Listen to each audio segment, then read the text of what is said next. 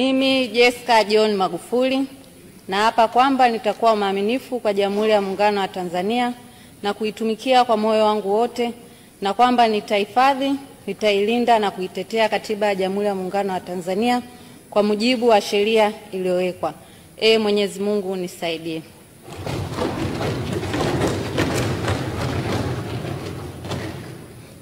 Mimi Jessica John Magufuli kwa heshima kubwa ninaahidi mbele ya bunge tukufu kuwa nitakuwa mtiifu na mwaminifu kwa nchi yangu Tanzania, na kwamba ninaahidi kuilinda, kuitumikia na kuitetea Jamhuri ya Muungano wa Tanzania kwa nguvu zangu zote na moyo wangu wote.